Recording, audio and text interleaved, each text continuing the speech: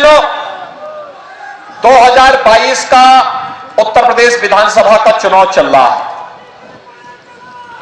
और ये चुनाव हम सबको बहुत सारी चीजें कह दे रहा है।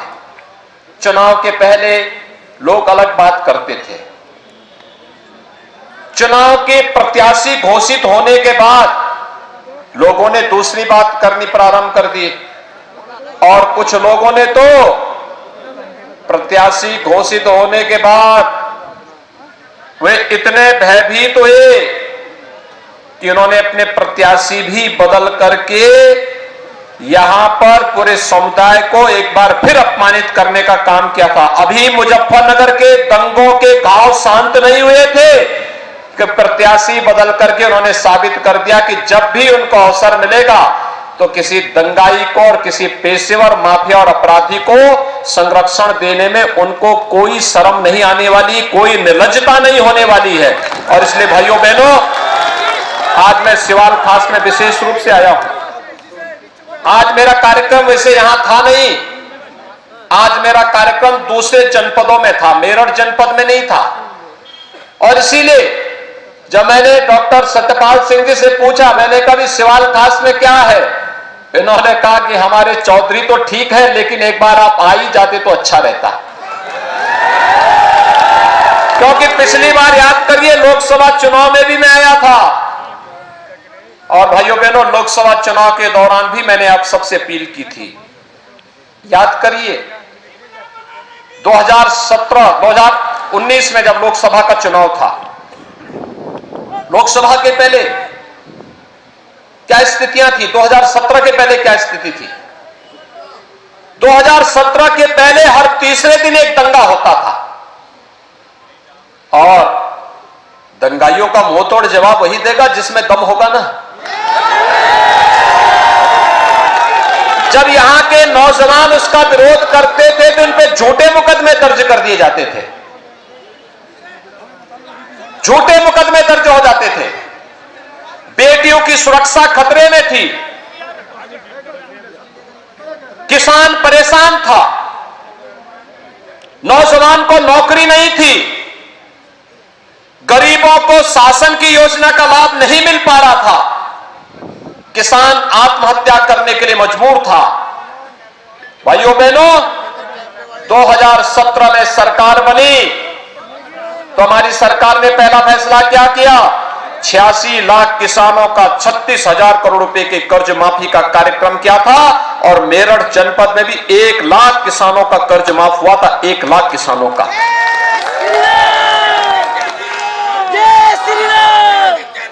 भाइयों बहनों, गन्ना किसानों के गन्ना मूल्य का समय पे भुगतान करवाने की तैयारी और पूरी ताकत के साथ इस कार्यक्रम को आगे बढ़ाया गया तो किसानों की उपज को न्यूनतम समर्थन मूल्य पर खरीदने का भी प्रावधान किया गया और प्रदेश के अंदर 2,54,00,000 किसानों को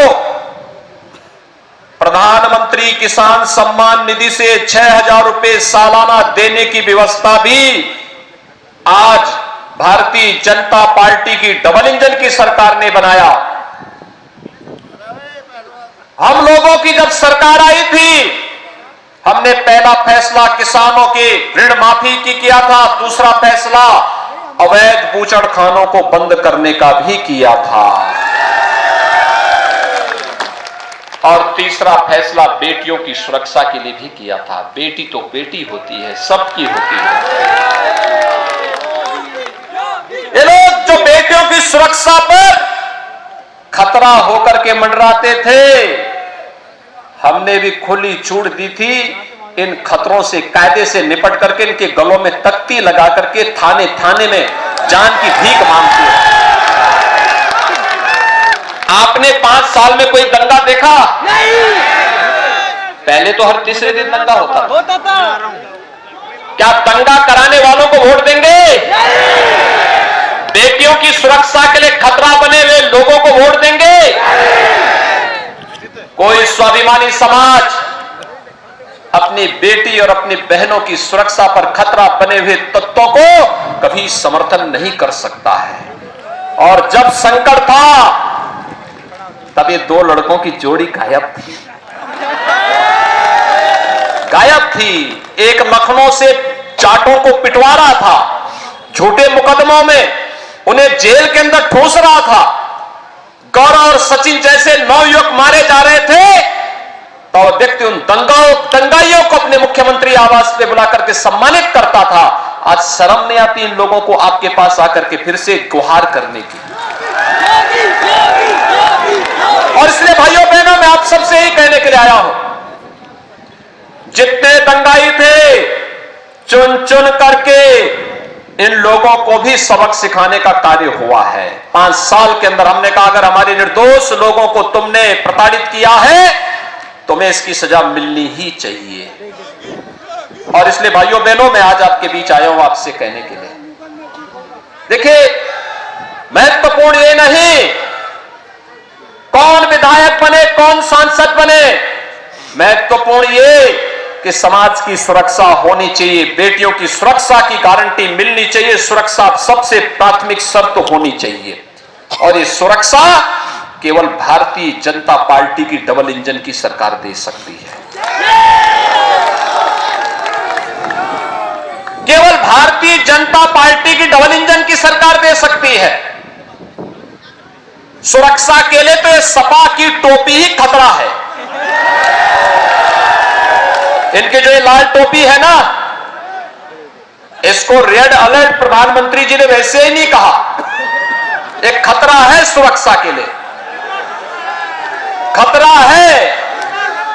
इस लाल टोपी का मतलब दंगा, इस लाल टोपी का मतलब हिस्ट्री सीटर, इस लाल टोपी का मतलब राह चलते हुए नागरिकों के साथ राहजनी, इस लाल टोपी का मतलब किसानों के खेत से ट्यूबवेल और वहां के पंपिंग सेट का चोरी हो जाना,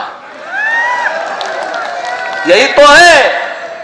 और इसीलिए आज वो गुहार लगा रहे हैं, लाल पोटली लेकर के जा रहे हैं, हम संकल्प में रहने। तुम्हें संकल्प तो तुम ले ही नहीं सकते, तुम तो सो रहे थे जब दंगों में यहां के लोग मारे जा रहे थे। आखिर सचिन और गौरव की गलती क्या थी भाइयों बहनों? उन्होंने यही तो कहा था कि भाई हमारी बहन के साथ क्यों तुम छेड़खानी करते हो, और किसी भी भाई को बोलना चाहिए। अगर उसने रक्षा सूत्र पहना है तो वह जरूर बोलेगा, और अगर वह व्यक्ति प्रतिकार करता है तो सही प्रतिकार करता है कि भाई देखो हमारी बहन के साथ, राह चलती हुई बेटियों के साथ छेड़खानी मत करो। और भाइयों बहनों, ये लोग सुरक्षा के साथ यही सेंध लगाते थे। और इसलिए आज हम सब आपसे कहने के लिए आए हैं, अकेले भारतीय जनता पार्टी है जिसने जो कहा सो करके दिखाया है। ये गांवों के विकास के लिए, किसानों के उत्थान के लिए, नौजवानों के रोजगार के लिए, महिलाओं की सुरक्षा के लिए, इंफ्रास्ट्रक्चर डेवलपमेंट के लिए, मोदीनपुर की चीनी मिल के एक्सपेंशन की कार्रवाई हो या मेरठ दिल्ली 12 लेन का एक्सप्रेसवे, पहले भी बन सकती थी। पिछली सरकार को फुर्सत नहीं थी, 4 घंटे लगते थे यहां से दिल्ली पहुंचने में, आज 40 मिनट में आप दिल्ली पहुंच जाते हैं। अभी तो हम रैपिड रेल दे रहे हैं, रैपिड रेल, किराया भी कम, मेरठ से बैठे और 40 मिनट में दिल्ली। भाइयों बहनों, 30,000 करोड़ रुपए खर्च कर रहे हैं उस पर, 30,000 करोड़। और यही नहीं, मेरठ से प्रयागराज के लिए आप गंगा मैया में, गंगा मैया तो मेरठ से ही जाती है, लेकिन गंगा और यमुना मैया की संगम स्थल है प्रयागराज, एक प्रमुख धाम है। इच्छा हुई सुबह 6 बजे निकले, 12 बजे, मात्र 6 घंटे में प्रयागराज पहुंच जाएंगे। प्रयागराज में संगम में स्नान किया, आज मौनी अमावस्या भी है और स्नान का याद भी मैं आपको दिला दे रहा हूं। सुबह 6 बजे गए, 12 बजे संगम में स्नान, फिर वहां से 2 बजे चले, रात्रि को 8 बजे अपने घर में। भैया भाइयों बहनों, यह है विकास। पहले पैसा कहां जाता था? पहले पैसा समाजवादी पार्टी के इत्र वाले मित्र के घर में चला जाता था। इत्र वाले मित्र को देखा था ना? इत्र वाला मित्र गरीबों का पैसा, विकास का पैसा, इस पैसे को वहां नहीं लगने देता था, इकट्ठा करता था और आरसीसी की दीवार में कैद करता था। जब मां लक्ष्मी का उस पे श्राप लगा तो फिर हम लोगों को भी आदेश हुआ कि कहां बुलडोजर है। तो भाइयों बहनों, आपने देखा होगा वो आरसीसी कितनी मोटी मोटी दीवारें थी और बुलडोजर जब उस पे चला, नोट की ढेर की गड्डियां पहाड़ बाहर निकलते हुए दिखाई दे रहे थे। ये गरीब का पैसा था, विकास का पैसा था। पहले कोई मुख्यमंत्री बनता था, अपना बंगला बनाता था। आपने देखा होगा ना, सपा बसपा की सरकार में कोई मुख्यमंत्री बना, अपना बंगला बनाता था, अपने लिए सुविधाएं खरीद करता था।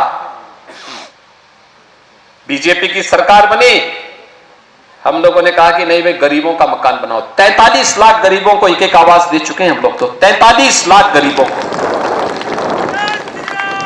2,61,00,000 गरीबों के घर में शौचालय दे दिए हैं। और सपा बसपा के लोग तो अंधेरे में रहने के आदी हैं, तो बिजली भी नहीं देते होंगे। क्या आपके यहां उनके समय में बिजली मिलती थी? सपा बसपा का मतलब अंधेरा। और क्या हमने विकास, बिजली तो सबको दी है, तो बिजली मिल रही है ना? तो बिजली सबको हम लोगों ने दी। ये डबल इंजन की सरकार है, जहां बिजली नहीं भी लगी थी वहां बिजली लगा दी गई। और फिर भी कोई बचा होगा, हमने उसको भी मना नहीं किया। सब जगह हम बिजली देंगे, एक एक घर तक पहुंचाएंगे, किसी को पैसा नहीं देना पड़ेगा और फ्री में कनेक्शन भी देने जा रहे हैं। यह है सरकार को। क्या हमने विकास में कोई भेदभाव किया क्या? कि नहीं ये ब्राह्मण है इसको दे देंगे, ये जाट है इसको नहीं देंगे, ऐसा तो नहीं हुआ ना।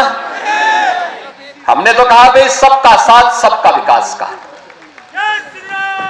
न जाति को देखा, न चेहरे को देखा, न हिंदू देखा, न मुसलमान देखा, विकास सबका। लेकिन तुष्टिकरण नहीं होगा भाई। कावड़ यात्रा कोई रोकेगा तो फिर कायदे से उसका इलाज भी करेंगे। कावड़ यात्रा आपकी हो रही है ना, पहली सरकारें रोक लगा देती थी। भाइयों बहनों, कैसी सरकार चाहिए? कावड़ यात्रा प्रारंभ करने वाली सरकार चाहिए या कावड़ यात्रा रोकने वाली? और इसीलिए भाइयों बहनों, मैं आपके बीच में आया हूं आपसे कहने के लिए, आप में से एक कोरोना कालखंड है। कोरोना में फ्री में टेस्ट, फ्री में उपचार, फ्री में वैक्सीन। कितने लोगों ने वैक्सीन लगाई है? अभिनंदन आपका। जिन्होंने वैक्सीन ले ली है बहुत अच्छा किया, दोनों डोज लगाइए। जिन्होंने अभी नहीं ली उनको समझाइए ये कोरोना महामारी, इससे बचाव का एक ही उपाय है और वह है वैक्सीन। वैक्सीन की डोज लगाइए। प्रधानमंत्री मोदी जी के प्रति आभार व्यक्त करिए कि दुनिया की सबसे प्रभावी वैक्सीन मोदी जी के मार्गदर्शन में भारत ने बनाई है। और डबल इंजन की सरकार है तो डबल डोज राशन की भी गरीबों को उपलब्ध कराया जा रहा। 15 करोड़ लोगों को हम उत्तर प्रदेश में डबल, महीने में 2 बार राशन दे रहे हैं, जिससे कोरोना में किसी को इधर उधर भटकना न पड़े।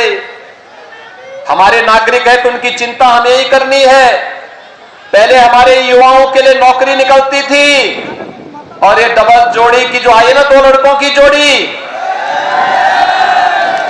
इनमें से एक जोड़ीदार अपने चाचा के साथ वसूली में निकल पड़ते थे।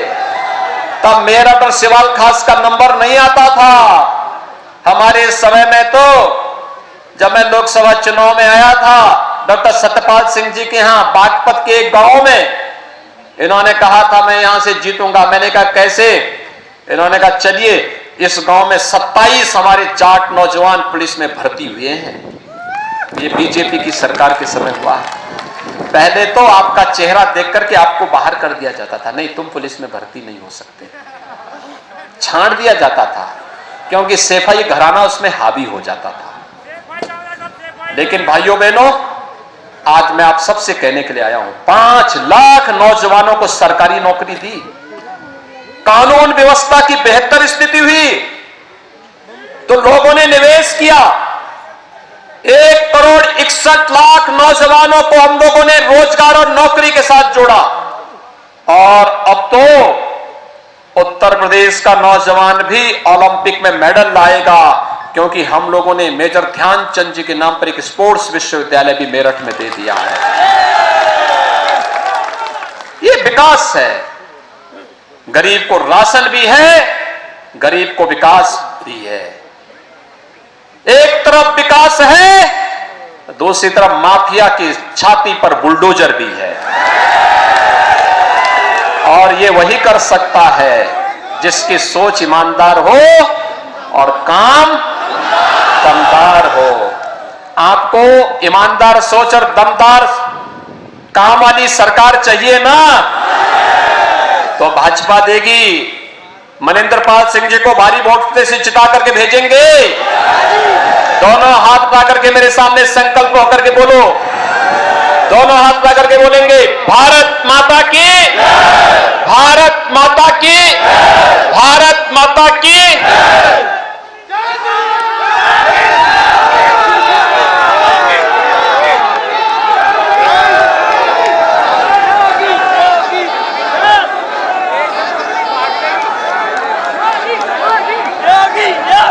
बहुत बहुत धन्यवाद माननीय